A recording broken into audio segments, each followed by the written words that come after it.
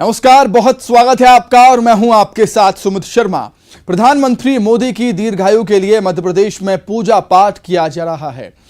आपको हम 4 तस्वीरें दिखाते हैं, जहां पहली तस्वीर है भोपाल की, जिसमें सीएम शिवराज ने गुफा मंदिर में पीएम मोदी की लंबी उम्र के लिए पूजा पाठ किया। तो वहीं दूसरी तस्वीर उज्जैन की। उज्जैन में भी पूजा पाठ किया गया। बीजेपी के प्रदेश अध्यक्ष वी डी शर्मा ने महाकाल मंदिर में पीएम मोदी के दीर्घायु के लिए महामृत्युंजय मंत्र का जाप किया।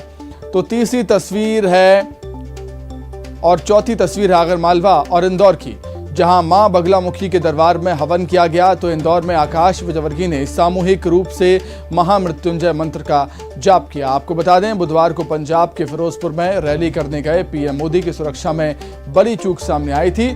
उसके बाद मध्य प्रदेश में नेताओं ने पीएम की लंबी उम्र के लिए पूजा पाठ का सहारा लिया है। 4 तस्वीरों के माध्यम से आप समझ सकते हैं कि बीजेपी पीएम मोदी की लंबी उम्र के लिए भगवान से प्रार्थना कर रही है।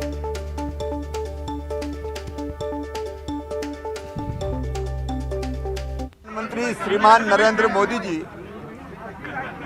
भारत की करोड़ों करोड़ जनता के हृदय के हार हैं, भारत के मुकुटमणि हैं। पूरी दुनिया में भारत का मान, सम्मान और स्वाभिमान प्रधानमंत्री जी ने बढ़ाया है। एक वैभवशाली, गौरवशाली, संपन्न और समृद्ध भारत का निर्माण उनके नेतृत्व में हो रहा है। आज पूरे देश में और मध्य प्रदेश में भी जनता के मन में रोष भी है, गुस्सा भी है, चिंता भी है। लोग अचंभित है कि भारत के प्रधानमंत्री जी की जिंदगी के साथ कल खिलवाड़ किया गया।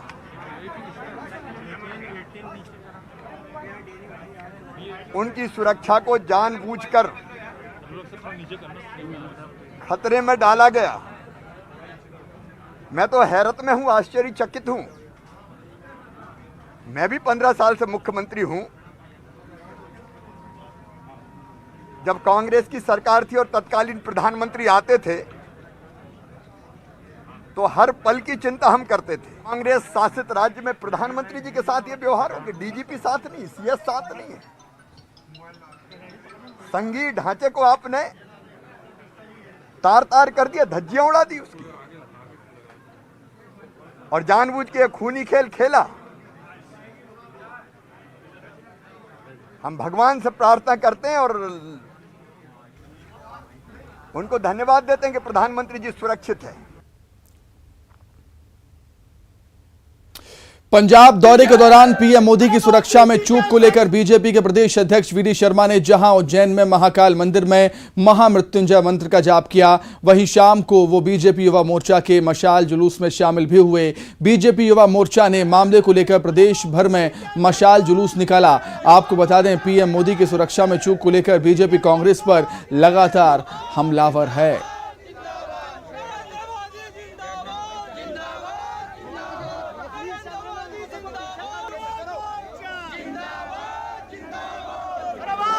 इसके अंदर भारतीय जनता युवा मोर्चे ने मशाल जुलूस के माध्यम से देश के प्रधानमंत्री, दुनिया के लोकप्रिय नेता माननीय प्रधानमंत्री नरेंद्र मोदी जी की सुरक्षा के साथ कांग्रेस की सरकार ने जो खिलवाड़ किया है, ये केवल सुरक्षा के साथ खिलवाड़ नहीं, योजनाबद्ध तरीके से कांग्रेस का षड्यंत्र था।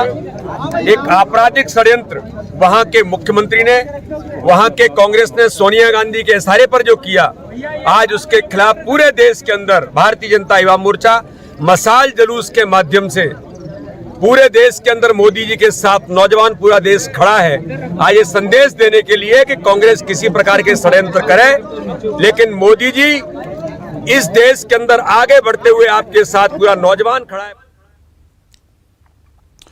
तो पंजाब में पीएम मोदी की सुरक्षा में चूक के मुद्दे पर बीजेपी और कांग्रेस आमने सामने आ गए। एमपी के गृहमंत्री अमित शाह ने कांग्रेस और उसके प्रदेश अध्यक्ष नवजोत सिंह सिद्धू पर निशाना साधा, तो नगरीय प्रशासन मंत्री भूपेंद्र सिंह ने इसे दुर्भाग्यपूर्ण घटना बताया है। तो वहीं पूर्व सीएम कमलनाथ ने कहा है कि मामले की जांच चल रही है, जल्द ही स्थिति स्पष्ट हो जाएगी।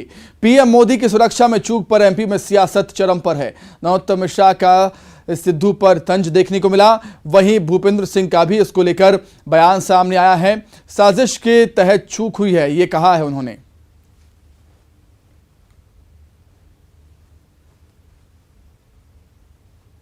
के 16 घंटे बीत जाने के बाद भी कांग्रेस के अध्यक्ष नवजोत सिंह सिद्धू जी का कोई भी अभी तक एक बयान नहीं आया, ट्वीट नहीं आया। अब माननीय पूर्व मुख्यमंत्री अमरिंदर सिंह जी इनके पाकिस्तान से कनेक्शन बता चुके हैं कि इमरान खान पाकिस्तान के प्रधानमंत्री अपने आप को भाई भाई कहते हैं। मैं तो कहना चाहता हूं राष्ट्रीय अध्यक्ष सोनिया गांधी जी से कि उन्हें विस्तृत रूप से इसके बारे में स्पष्टीकरण देना चाहिए। ये माननीय मोदी जी का सवाल नहीं है, देश के प्रधानमंत्री का सवाल है। यहाँ पर काफिला रोका गया, वहाँ से पाकिस्तान की बॉर्डर मात्र 30 किलोमीटर है और प्रधानमंत्री जी की सुरक्षा में किस तरह से एक योजनाबद्ध तरीके से बाधा पहुंचाई गई, एक षड्यंत्र किया गया, ये आपराधिक कृत्य की श्रेणी में आता है। प्रधानमंत्री की रक्षा मोदी जी हों, कोई और दूसरा प्रधानमंत्री होए, ये बहुत महत्वपूर्ण है। इसकी रक्षा, प्रधानमंत्री की रक्षा ना हो पाए, ये पूरे विश्व में देश की बदनामी होती है। पर इसके क्या कारण थे? एसपीजी अंत में फैसला करती है। अगर प्रधानमंत्री ने क्या रूट चेंज किया, कितना समय मिला, जो आज सोशल मीडिया में चल रहा है कि कोई नारे लगा रहे हैं प्रधानमंत्री जिंदाबाद, ये कैसे पहुँचे कि कोई भी नेता भी होए वो प्रधानमंत्री के पास नहीं पहुँच सकता। कोरोना काल में भी मीटिंगें कर रहे हो, आम सभा कर रहे हो। 2022 में यूपी पंजाब, 23 में मध्य प्रदेश और 24 में हिंदुस्तान से साफ होंगे। कितना ही जाप कर लो, कोई फर्क नहीं पड़ेगा। आगे बढ़ते हैं। सीएम शिवराज सिंह चौहान की विभागों के साथ मंथन लगातार जारी है। इसी क्रम में सीएम ने नर्मदा घाटी विकास परियोजना की समीक्षा की। बैठक में सीएम शिवराज ने कहा कि जो लक्ष्य बताए हैं उनका रोडमैप बनाकर काम शुरू करें। कोई भी यदि काम में ढिलाई बरत रहा है तो उसे कस दें। सीएम ने कहा कि प्रति एकड़ सिंचाई के लिए हम कितना पैसा खर्च कर रहे हैं उसका प्रचार करें। कभी कंप्लीट हो चुकी सिंचाई योजनाओं का प्रचार प्रसार करें और साथ ही कहा कि सभी परियोजनाओं की गुणवत्ता सुनिश्चित करने की गारंटी होनी चाहिए।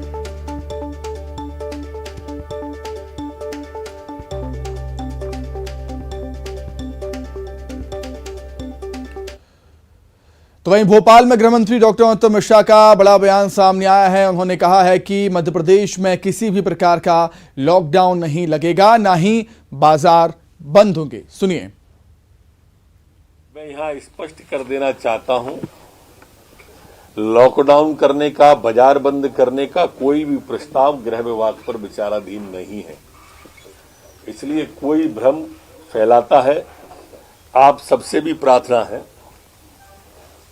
उस भ्रम को आप भी कृपा करके दूर करें। लेकिन हम कोरोना मास्क न लगाने पर और सख्ती और जुर्माना बढ़ाने पर भी विचार कर रहे हैं। वहीं भोपाल में मंत्री विश्वास सारंग ने कोविड अस्पताल का दौरा किया। यहां सारंग ने कोरोना की तीसरी लहर से निपटने की तैयारियों का जायजा लिया, साथ ही डॉक्टर्स के साथ बात भी की, साथ ही कोरोना जांच की जानकारी भी ली। इस मौके पर सारंग ने कहा कि हम परिस्थितियों से निपटने के लिए पूरी तरीके से तैयार। पूरे प्रदेश में हमने सुचारू रूप से हमारे जो तैयारियां हमें करनी है उसकी तैयारी हमने पूरी कर ली है। गवर्नमेंट सेक्टर में हमने डेडिकेटेड कोविड के लगभग 31,000 बिस्तर आइडेंटिफाई कर लिए हैं गवर्नमेंट सेक्टर में और लगभग 25,000 प्राइवेट सेक्टर में। टोटल मिलाकर लगभग 56,000 बिस्तर कोविड डेडिकेटेड हमारे मध्य प्रदेश में और ये लगभग 65,000 तक हमारी संख्या जाएगी। और हम ये सुनिश्चित कर रहे हैं कि चाहे वो प्राइवेट सेक्टर हो या गवर्नमेंट सेक्टर हो, हर अस्पताल की मॉनिटरिंग हमारा जिला प्रशासन करे। ऑक्सीजन जनरेशन, ऑक्सीजन स्टोरेज, दवाइयों का प्रोक्योरमेंट, हेल्थ वर्कर की ट्रेनिंग, सभी तरह की जो कोविड में इलाज के लिए जो ज़रूरतें हैं वो हर अस्पताल में चुस्त दुरुस्त हों। उसके डॉक्टरों में भी हर चुनौती को हमने पूरा किया है। हेल्थ वर्कर की, जैसे मैंने कहा, रिक्रूटमेंट की बात हो या ट्रेनिंग की बात हो, वो हमने पूरी कर ली है। एक और कोरोना और ओमिक्रॉन के मामले लगातार बढ़ रहे हैं। वहीं छिंदवाड़ा में नाइट कर्फ्यू के दौरान कोरोना गाइडलाइंस की जमकर धज्जियां उड़ा दी गई। यहां बस स्टैंड के पास डीजे की धुन में बड़ी संख्या में युवक जश्न मनाते हुए नजर आए। हैरानी की बात तो ये रही कि जहां जश्न मनाया जा रहा था उसके कुछ दूरी पर ही ट्रैफिक थाना है। बावजूद इसके युवक जश्न मना रहे हैं और उन्हें रोकने वाला, टोकने वाला वहां पर कोई नहीं था।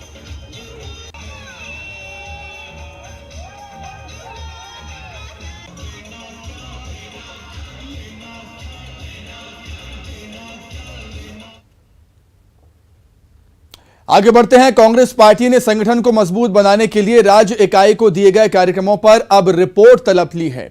कांग्रेस महासचिव वेणुगोपाल ने 9 जनवरी को दिल्ली में एक बैठक बुलाई है जिसमें प्रदेश इकाई के कामकाज और चलाए गए कार्यक्रमों की समीक्षा होगी। कांग्रेस महासचिव की जानकारी मांगने के बाद पीसीसी में हड़कंप के हालात हैं। पार्टी ने आखिरी दौर में जन जागरण अभियान को सभी 52 जिलों तक पहुंचाने के निर्देश दे दिए हैं। इसके साथ ही पार्टी प्रदेश भर से सदस्यता अभियान और प्रशिक्षण कार्यक्रमों की भी जानकारी जुटा रही है। प्रदेश में जन जागरण अभियान के प्रभारी पीसी शर्मा ने कहा है कि महंगाई के खिलाफ मिस्ड कॉल अभियान चलाया गया था और लाखों की संख्या में लोगों के मिस्ड कॉल आए थे, लेकिन सही आंकड़ा अभी नहीं है। वहीं कांग्रेस में कार्यक्रमों की जानकारी को लेकर मचे हड़कंप पर बीजेपी ने कहा कि कांग्रेस पार्टी ने अब ज्यादा उम्मीद करना बेकार है।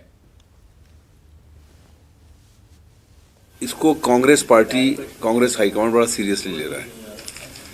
9 तारीख को पूरे हिंदुस्तान के सभी राज्यों की वहाँ पे बैठक है दिल्ली के अंदर, जो हाईकमांड लेगा, और उसमें जो कांग्रेस अध्यक्ष हैं आदरणीय कमलनाथ जी, उनको जाना है वहाँ मध्य प्रदेश की स्थिति को बताने के लिए। तो ये इससे अंदाज लगा सकते हो आप कि कांग्रेस पार्टी इस अभियान को कितना सीरियसली ले रही है। पूरे देश की मीटिंग शायद मैं समझता हूँ कि वो लेंगे। नहीं, मध्य प्रदेश की इकाई में तो इस जमीन से आसमान तक मैं हूँ। बूढ़े कमलनाथ का राज है मध्य प्रदेश में। प्रतिभाओं का दमन हो रहा है मध्य प्रदेश में, कांग्रेस में कुचला जा रहा है। नई पीढ़ी आ नहीं पा रही है, तो कांग्रेस तो यहाँ अवसान की ओर है कमलनाथ जी के सौजन्य से। लड़की हूं लड़ सकती हूं कैंपेन शुरू होगा। महिला कांग्रेस के प्रदेश अध्यक्ष अर्चना जायसवाल ने इसकी जानकारी दी और बताया कि 14 जनवरी मकर संक्रांति के दिन से इसकी शुरुआत होगी। इसके जरिए महिलाओं को सशक्त, आत्मनिर्भर, सुरक्षित और जागरूक करने का काम होगा। लड़कियों को शिक्षा और उनके अधिकारों के प्रति तमाम कांग्रेसी महिला कार्यकर्ता जागरूक करेंगी।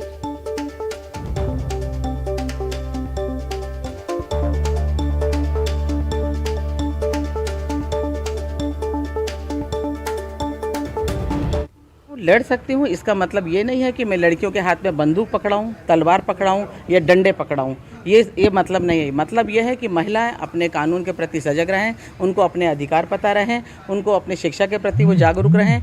वो पूरी तरह से जागरूक होकर अपने अधिकारों की लड़ाई अपने हक से वो मांग सकें। ऐसा महिला सशक्तिकरण मैं चाहती हूँ। भोपाल में पूर्व मंत्री पीसी शर्मा आज बाणगंगा चौराहे पहुंचे, जहां उन्होंने बिजली बिल को लेकर काटे गए बिजली कनेक्शनों को फिर से जोड़ दिया। ये कनेक्शन बिजली बिल जमा नहीं करने पर काटे गए थे। वहीं उन्होंने बिजली विभाग पर लोगों को ज्यादा बिल दिए जाने का आरोप भी लगाया।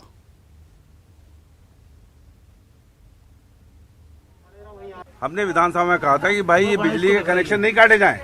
ये मुख्यमंत्री जी जब पूर्व मुख्यमंत्री थे, कमलनाथ जी की सरकार थी, तब इनने कहा था कि बिजली के बिल कनेक्शन काटे जाएंगे तो मैं जोड़ूंगा। उस समय इनने जोड़े नहीं। कमलनाथ जी ने कर दिया 100 रुपए 100 यूनिट इंदिरा ज्योति। भाई इंदिरा ज्योति 100 रुपए 100 यूनिट के हिसाब से लो ना आप, और कोरोना काल के माफ करो। लेकिन ये सब नहीं हो रहा है। इसलिए हमने विधानसभा में कहा था कि हम कनेक्शन जोड़ेंगे बिजली के जहाँ काटे जाएंगे। आज हमने 2-3 कनेक्शन जोड़े हैं और ये चेतावनी देना चाहते हैं सरकार को भी और बिजली विभाग को भी कि आप बिजली कनेक्शन काटोगे उसको हम जोड़ेंगे। बिजली का बिल 100 रुपये 100 यूनिट इंदिरा ज्योति में आना चाहिए, इससे ज़्यादा।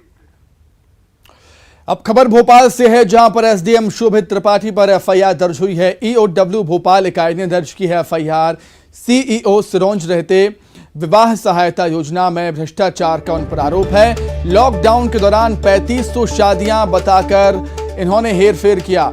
शादियों के नाम पर 18,52,32,000 रुपए निकाले। इस मामले में सीएम ने अफसरों के सामने नाराजगी भी जाहिर की थी। कलेक्टर विदिशा की उच्च स्तरीय जांच में आरोप पाए गए थे सही आरोप पाए जाने पर एसडीएम शोभित त्रिपाठी पर एफआईआर हुई।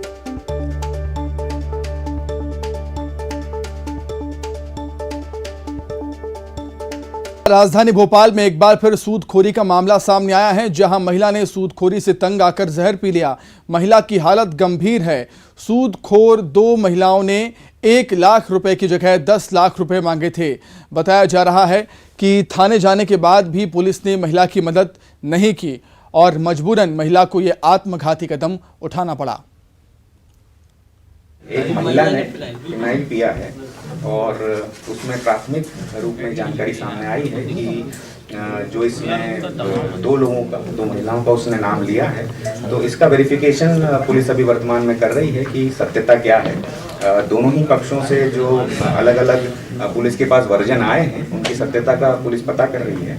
और अगर ये पाया जाता है कि कोई भी व्यक्ति बिना लाइसेंस के और अत्यधिक दरों पर या बिना अनुमति के इस प्रकार की कोई भी लैंडिंग की या ऋण देने की कार्रवाई कर रहा है तो उसके खिलाफ सख्त से सख्त कार्रवाई की जाएगी। खबर इंदौर से है, जहां पर क्राइम ब्रांच ने सेक्स रैकेट के अड्डे पर दबिश दी, जहां स्पा पार्लर की आड़ में रैकेट चल रहा था। क्राइम ब्रांच ने 8 युवक 10 युवतियों को गिरफ्तार किया। यहां पर संदिग्ध अवस्था में युवक युवतियां मिले। कुछ विदेशी युवतियां भी मौके से गिरफ्तार हुई हैं। विजयनगर थाने से कुछ देर बाद ही रैकेट चल रहा था, कुछ दूरी पर ही रैकेट चल रहा था।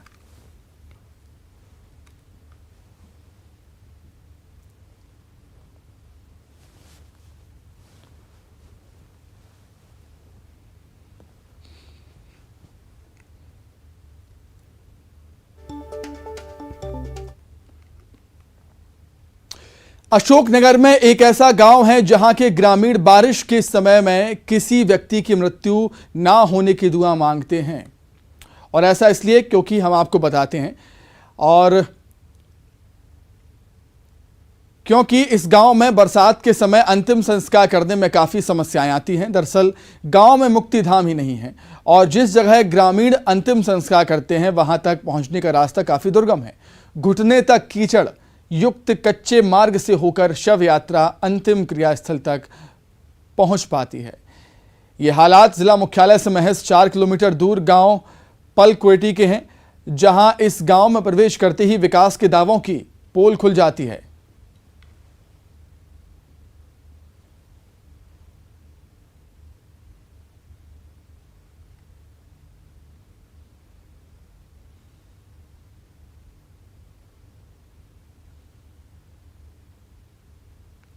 तो आप तस्वीरों में देख सकते हैं किस तरीके से मुश्किलों का सामना यहाँ पर ग्रामीणों को करना पड़ता है अगर किसी व्यक्ति की यहाँ पर मृत्यु होती है तो उसके अंतिम संस्कार के लिए।